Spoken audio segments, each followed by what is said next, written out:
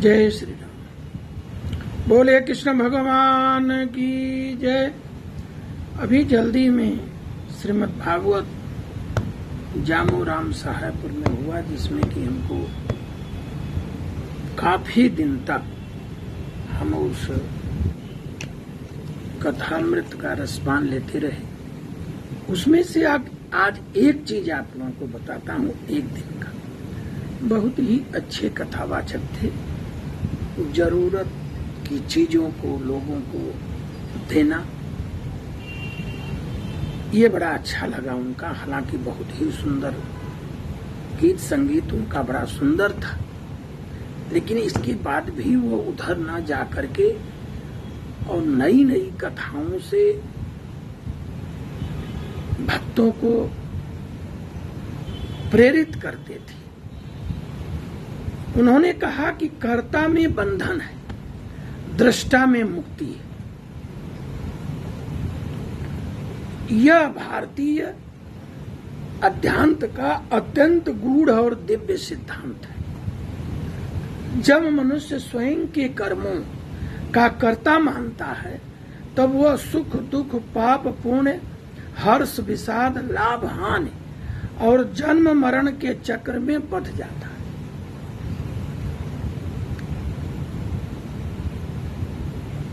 समझिएगा, जब मनुष्य स्वयं को कर्मों का कर्ता मानता, मैं कर रहा हूं, किंतु वह जब अपने वास्तविक स्वरूप को साक्षी मानकर दृष्टा और आत्मा के रूप में जान लेता है कि जो कर रहे हैं आप भगवान कर रहे हैं, तब वही जीवन उसका मुक्तिदायक बन जाता है। गीता का सिद्धांत वो कहता है आत्मा अकर्ता है और साक्षी। भगवान कृष्ण कहते हैं प्रकृतेः क्रियमाणानि गुणैः कर्माणि सर्वशः अहंकार विभूडात्मा कर्ताहमति मन्यते।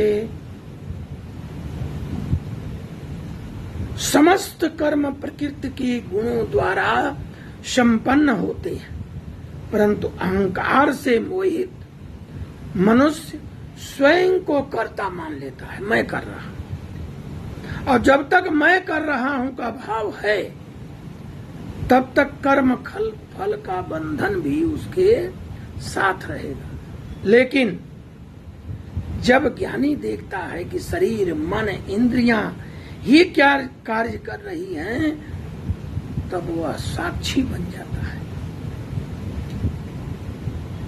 अब सुनिए कि दृष्टा भाव का क्या दिव्य स्वरूप है। भगवान श्री कृष्ण कहते हैं उपदृष्टानुमंता च भर्ता भोक्ता महेश्वरः परमात्मेति चाप्युक्तो देन अस्मिन् पुरुष पर। इस शरीर में स्थिति परम पुरुष उपद्रष्टा मतलब साक्षी अनुमंता और परमात्मा है। यहाँ उपद्रष्टा शब्द अत्यंत महत्वपूर्ण है। आत्मा सब कुछ देखती है, पर किसी कर्म में लिप्त नहीं होती।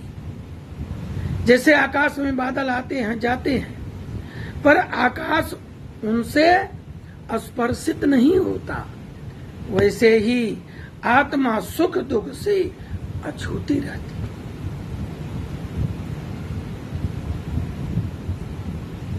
ये जो सुख दुख है, ये कर्ता के हैं, आत्मा के नहीं है। अशरीरम शरीरेष्वन वस्थेष्वस्थितम महांतम विभु महात्मानम मनता धीरो न सोचती। जो आत्मा शरीर में रहते हुए भी अशरीरी है, उसे जानकर ज्ञानी कभी शोक नहीं करता। अष्टावक्र गीता में अद्भुत वचन लिखा हुआ है कि राजा जनक को अष्टावक्र जी कहते हैं कि कृतित्व भोक्तृत्व भावो ही बंधवा, कर्तापन और भोक्तापन ही बंधन है।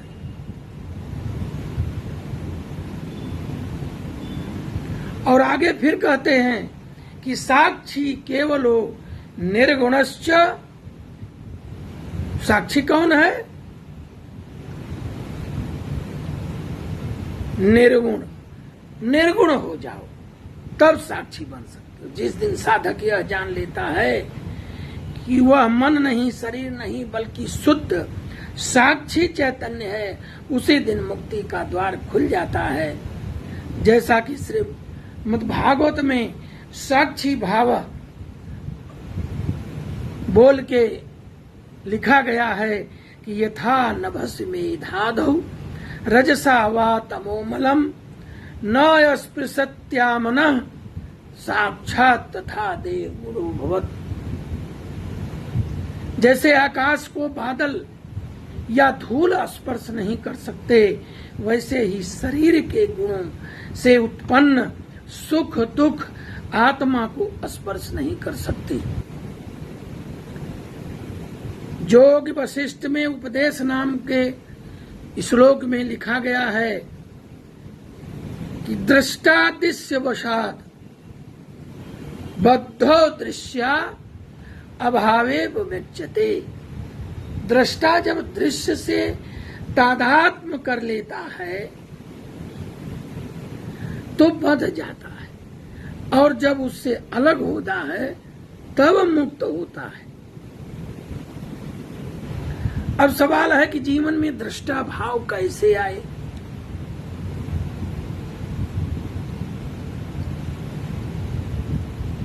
एक एक पॉइंट सुनिए। जब सुख आए तो देखे कि सुख आया है, लेकिन मैं सुखी नहीं हूं। और जब दुख आए तो देखे कि दुख तो आया है, लेकिन मैं क्रोधित नहीं, मैं दुखी नहीं। जब क्रोध आए तो अपने मन में उठे क्रोध, लेकिन कहिए, सोचिए कि मैं क्रोध में नहीं। जब प्रशंसा मिले, यह शरीर और कर्म की प्रशंसा हो, तो सोचिए कि मेरे शुद्ध स्वरूप की नहीं हो रही। धीरे धीरे दृष्टा और दृश्य दोनों अलग होने लगेगा, क्योंकि दृष्टा के पास अलग चीज है और कर्ता के पास अलग चीज है। कर्ता के पास पाप है, पुण्य है, दुख है, मृत्यु है, लेकिन दृष्टा के साथ शांति है, स्वतंत्रता है, सामत्व है, आनंद है, मुक्ति है। इसीलिए भगवान श्री कृष्ण कहते हैं कि नयम किंचित करोमि युक्ते मन्येत तत्विता।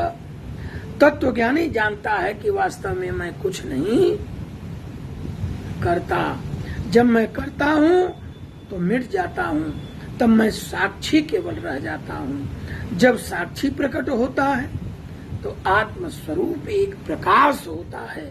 वही प्रकाश मोक्ष है, वही परम शांति है, वही जीवन का परम पुरुषार्थ है।